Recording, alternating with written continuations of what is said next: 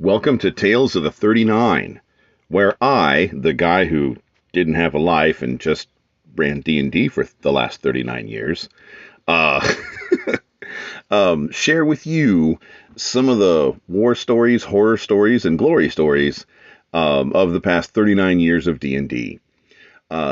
Today's story is going to take a little explaining. As when Inigo Montoya said in The Princess Bride, let me explain. No, there is too much. Let me sum up. Unfortunately, this isn't going to be a sum up thing. This is kind of complicated and involved. So strap in, because we're going to talk about the time that a D&D Quasit destroyed an entire world using a Mogwai from the Gremlins movies, and it was the PC party's fault. So to set this up, this is back in the days when I was running 5e.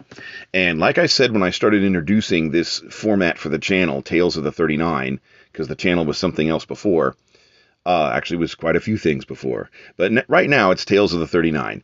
And when I introduced Tales of the 39, I said that I'm not here in this format of the channel to preach about, which edition is better, or talk about game mechanics or game strategy or anything, unless it's important to understand the story of the day. So to understand the story of the day, at the time I was running 5e. I have since walked away from 5e, and we're not going to go down a rabbit hole and preach about that, but just sharing what I need to share for the story.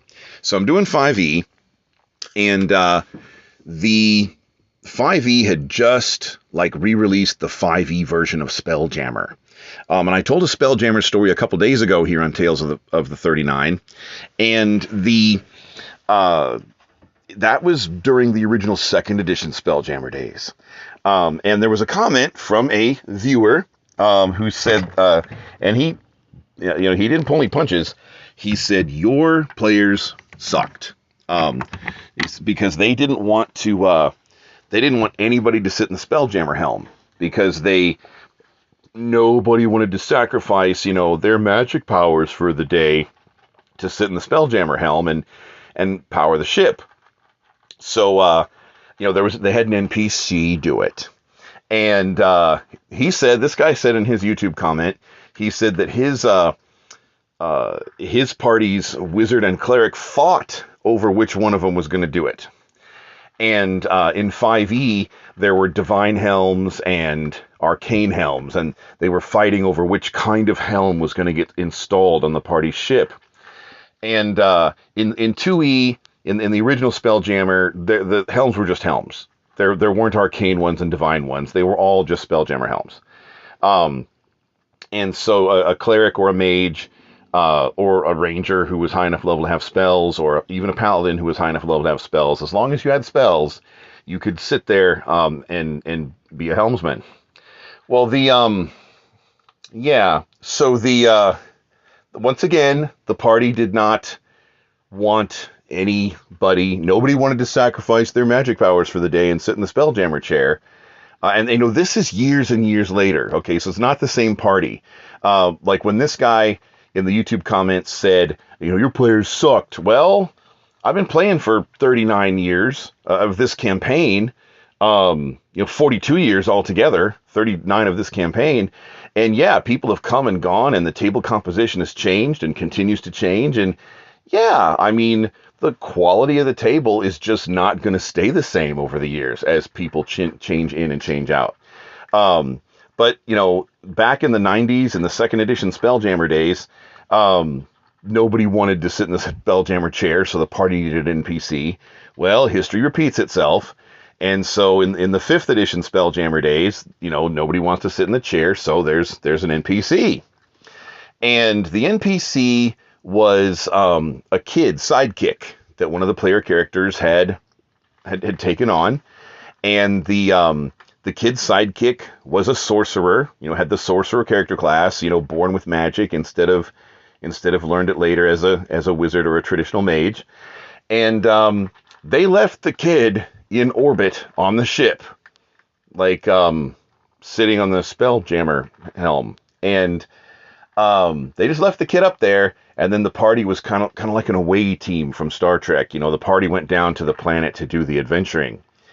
And the kid was left alone with a couple of other little sidekick NPC thingies.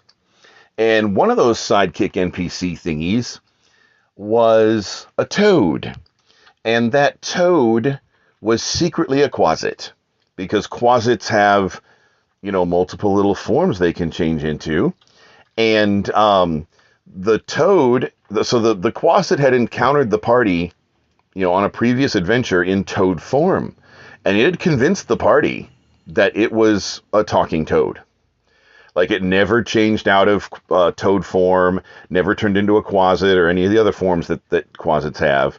And so this little chaotic evil demon thing was basically hanging out with the party, and it had just convinced them that it was just a weird, quirky, talking toad NPC. And the party never questioned it, because the Quasit was quite a charming little talking toad, if I do say so myself as the DM who DM'd him. But, so the kid is up there, the sorcerer kid in the Spelljammer helm, in orbit on the ship, and so's the Quasit in talking toad form. And the other thing that was up there was a Mogwai. Now you could say, John, this is over the top. What are you doing homebrewing Mogwais into D&D? Well, it wasn't me. I didn't homebrew the Mogwais into D&D. The Mogwai stat block that I used, and the D&D lore and everything that I used for it, and still use if I ever wanted to put Mogwais in again, would be, it came from a third-party 5e product. And unfortunately, as far as I know, you can't get it no more. So since I've played D&D since the beginning, since first edition, now there's some oldsters I meet either on the internet or in person sometimes, and they've really been since the beginning, because they were the late 70s. I came along in the early 80s, so there are some people who can say more than me that they were in from the beginning. That is true. But since I've played like every edition and everything, sometimes when new editions come out, I kind of yearn and long for like older stuff that the new people in charge of D&D just haven't gotten around to yet, or they just don't think it would sell well enough, or they're just not into it. Or like WotC these days, they think some of this old content would be problematic. So whatever. But so one of the things that I yearned for that was in first edition and second edition and third edition, they used to call, and apparently this name is offensive to some people now, but just so you know what I'm talking about, they used to call it Oriental Adventures. And so these days, I personally have taken to calling it Otaku, because Otaku is the same thing, gets the same message across as to what is going on. We're playing, using Asian-inspired cultures instead of Euro-inspired cultures. Otaku apparently is just not offensive, but apparently the word Oriental is like offensive these days. So, but I was looking for, but I was there in the 80s when the first edition Oriental Adventures book hit the shelves. I bought one, and it came out while I was on vacation, and I had been sent away for vacation to an uncle's house in another state. And I had money my parents had given me. I was a teenager that was supposed to be to sustain me over the vacation. It was supposed to, but that book came out and I went to a bookstore and bought it, even though that wasn't necessarily related to my vacation, but I was collecting D&D. It would have been something I would have bought anyway. So, but yeah, having, ninjas and samurai and just, Asian inspired fantasy flavor and, the palaces of emperors and all sorts of just, yeah, I mean, D&D was multicultural before even the word multiculturalism was a thing.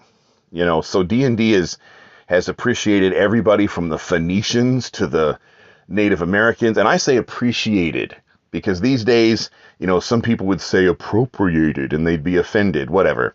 It's appreciated.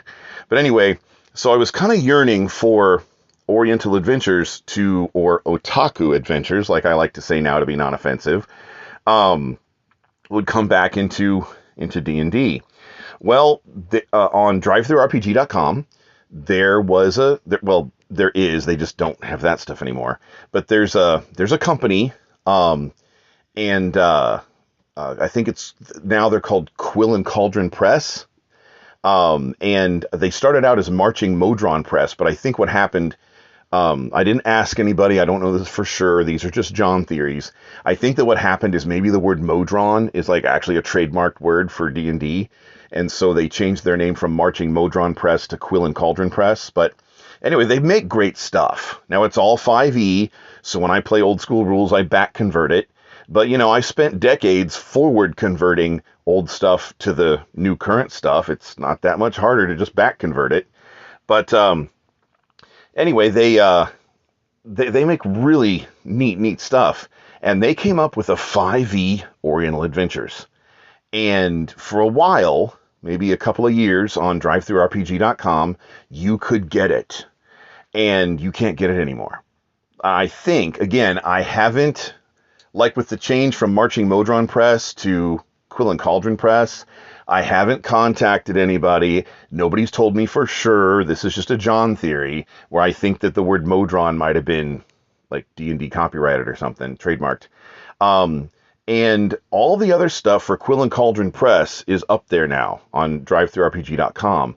But their Oriental Adventures for 5e and their Oriental Monster Manual for 5e, they are not available anymore to purchase. I have them because I paid for them back in the day when they were available, and so they're still in my DriveThruRPG library. But I think, and this is just a John theory, I haven't verified this, that probably what happened is somebody decided that that was cultural appropriation and, decided it was problematic, and they probably got taken down. I don't know that for sure. I'd need to have that verified. That's just a John theory. But in the Oriental Adventures, or Otaku, Asian, whatever you want to say, monster manual that they came up with, they had Mogwai. Did little Mogwai, just like the movies, in terms of D&D lore, and to fit them into the D&D cosmology and everything for creature type, they made them Fae. They're tiny Fae. I'm like, yeah, that's probably, if you're going to have to make them a D&D creature type, yeah, they're probably Fae.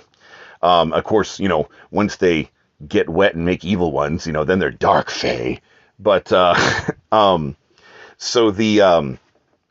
yeah, one of the player characters had a little Mogwai sidekick. So there's a little, so on this Spelljammer ship in orbit, there's this Mogwai sidekick. There's the Kid Sorcerer sidekick who's being used as the NPC that sits in the helm chair because none of the players want to. And there's this talking toad. And the talking toad, I mean, I haven't played him up real silly and everything, and he did the old Warner Brothers singing frog gig, where, hello, my honey, hello, my darling, hello, my ragtime gal. Send me a kiss by wire, baby, my heart's on fire.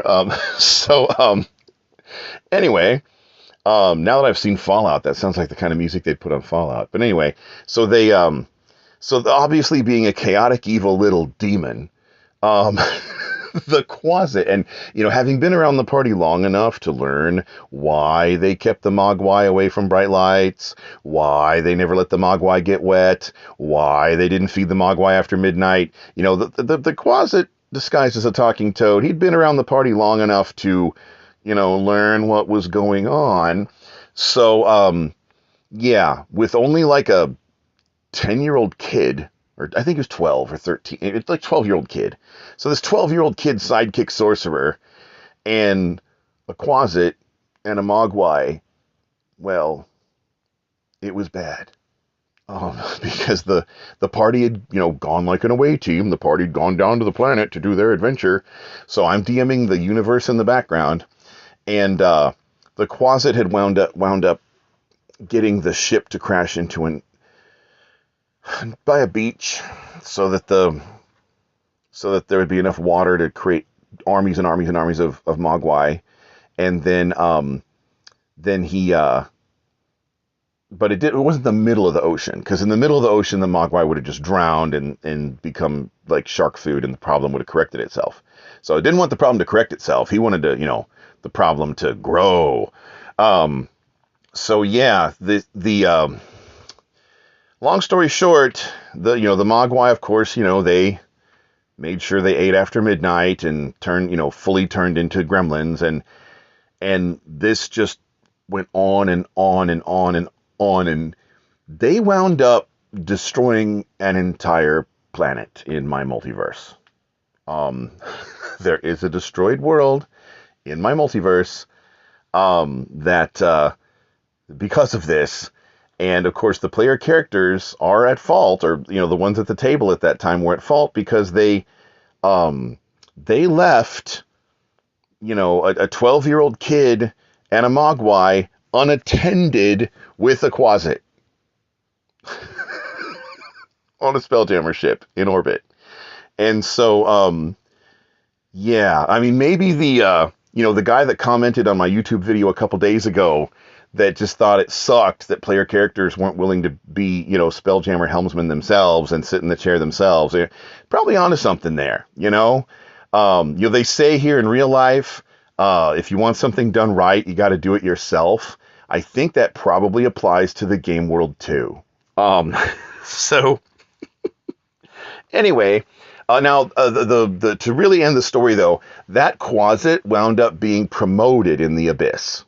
So today, because a lowly little Quasit, having destroyed an entire world as a lowly little Quasit, today in my campaign, if you ever met that Quasit NPC, he's not a Quasit anymore. Today he's a pit fiend. For destroying an entire world as a lowly little Quasit, he got promoted to pit fiend. So, yes. Yes, that's or no, it's a Balor, Balrog type thing. The pit fiends are like, one of them's devils and one of them's from hell and one of them's demons from the abyss. They look alike. They're basically just the opposite devil versus demon version of each other. So, and I'm not looking at my D&D books right now. I'm just telling you the stories of the 39 years. Either a pit fiend. No, I think pit fiends are lawful evil. I think they're the devils. So the Quasit would have been promoted to a Balrog or Balor, depending on which pronunciation or which edition book monster manual you're looking in or whatever. But yeah, he got promoted to the big stuff, biggest you can get without becoming like a demon lord. So yeah, for destroying an entire world as a Quasit. But yes, very well then. Well, that's today's Tales of the 39. And that's just crazy silliness that happens unplanned at the D&D table. If you're into stuff that is planned, I'm going to put some links below to some of my books, both fiction and nonfiction, and you can see what kind of tales I come up with when I actually plan them and write them myself, as opposed to, just DM for silly players and what they do. All right, so that's Tales for the 39 for today. Told you there was some splaining to do. So we will see you next time for Tales of the 39.